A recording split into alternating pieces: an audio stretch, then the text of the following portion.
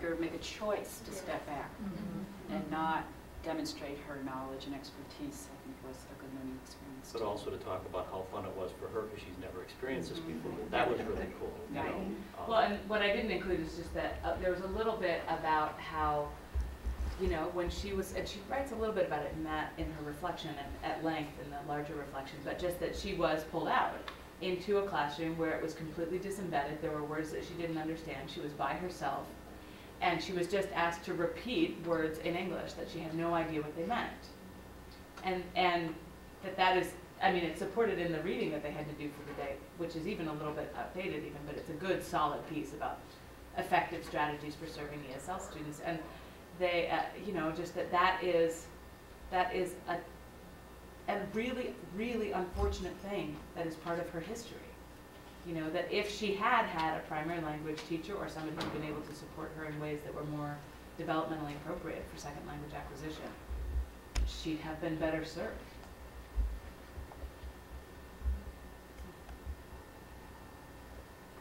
So how could we move this to your experiences in the classroom or your questions about teaching valuing levels 1 and 2, or questions about anything else that we can help you with?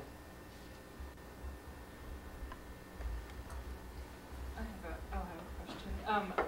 I thought this was an amazing presentation. It's nice to see it after it's, you know, kind of developed and it's more explicit. Isn't it? You know, it's just it's there. Hey, Jody! Good job, Desiree. Yeah. I really appreciate how you use my No, good job feedback. Yeah. You know, seriously.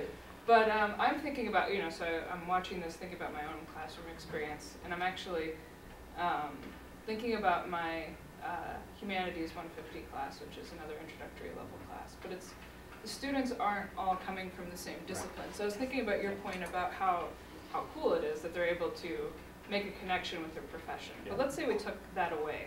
Let's say that everybody has a different profession, and maybe the content, of course, it's my class, they're going to see how relevant it is to themselves. But can you think of some strategies about how to deal with or can anybody think of some strategies about how to deal with a context where not everyone's headed in the same direction?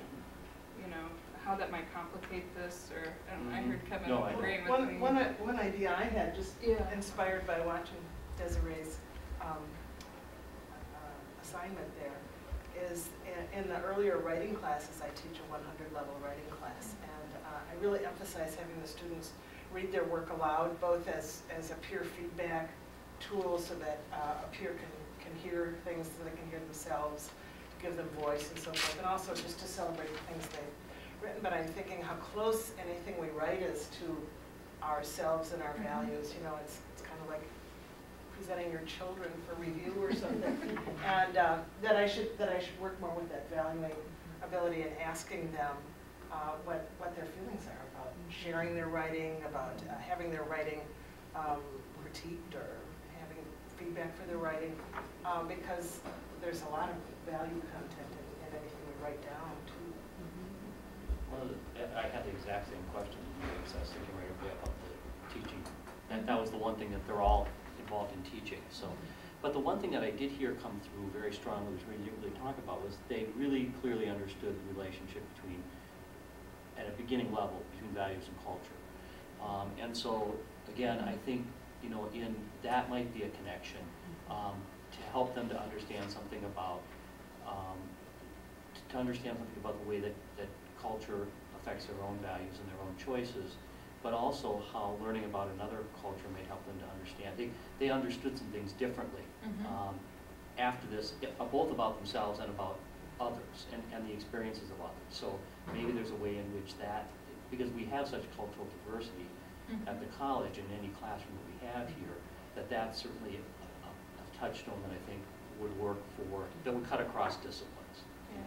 Well, and one thing that I also didn't include in the follow-up excerpt, but is in the extended footage, is that I had 2 students who missed the simulation week, but were there the following week.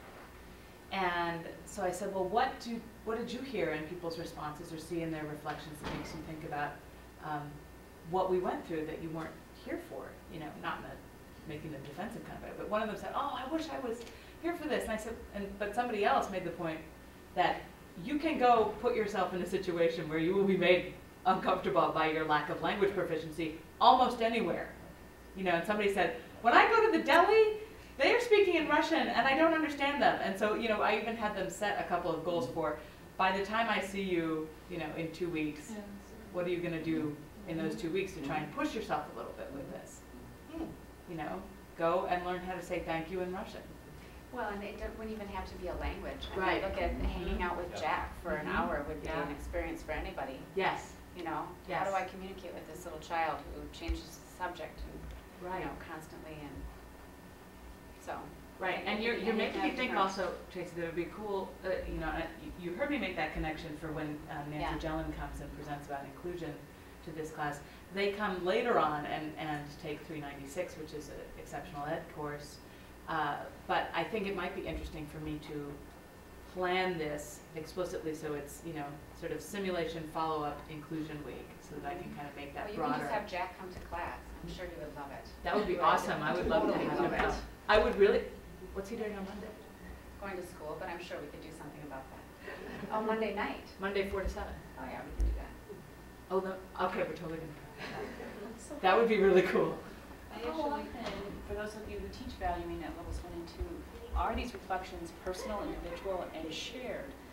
Because one of the things here I thought was really powerful is not just that students experienced what it was like to step in a classroom where they didn't have the dominant language, but then they also experienced the difference between their experience and others. And it's almost developing a valuing vocabulary that they might not have otherwise if they were just doing this individually. And so I thought that was really powerful. And yes, they're all going to be teachers, so that's a common disciplinary focus they all have, but Well, they all want to be teachers at this point. they were all I students. wouldn't go as far as to say they will all be teachers. They're all taking ED 201, but not everybody goes on. But they are also students and also were students. And so I think that's the common Right. experience. So maybe it's looking for those shared experiences. That's a good point.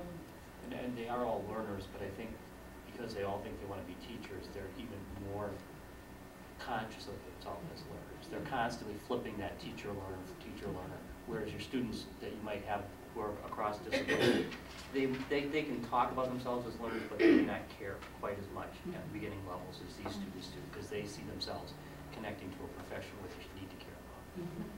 Dina, did you have something?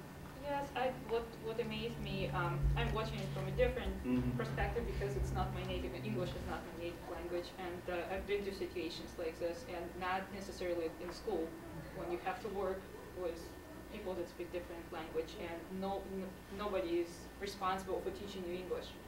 So how important it is when people understand and don't make you feel complete fool. So it's very important. And I think it's great that you chose ESL as an example, but I thought it's nice that students recognize that there are other differences except language. So maybe, I thought maybe if they can think more about situations when it's just not English, but the one student was talking about deaf customers that she has. And I think it's great. And I was thinking about my 17-month-old twins, that I'm thinking, oh, I have to probably articulate more and use more gestures to explain to them, because how frustrating it is for them learning any language. So you can do a lot of different things, but I think it was great what you did. Well, it's interesting because a lot of mothers use signing, American Sign Language, a few basic ones anyhow, with pre-verbal, one-year-olds who get so frustrated when they can't express themselves. And But also different cultures. Some cultures they have more. They articulate better and they have facial expressions versus in Russia we don't. So for us, I have to be aware of this and think about this, that we have, that I probably would help them if I use more of this. So it was nice for me as a mother, but then I'm thinking I don't have this validation for valuing right now in my class, but I would like to introduce it. I don't know how yet. Can I interject on that though? Because remember when we were in the division meeting, the idea is that you can teach valuing at level 1 and 2 without validating. You can even give it a name and say this is what valuing level 1 is without validating. And I think the more we do that with all of our abilities, say well, and actually give it a name. Look at these criteria. This is what we're doing, whether we validate or not, is important for students' development and understanding of their abilities. Well, and Jody was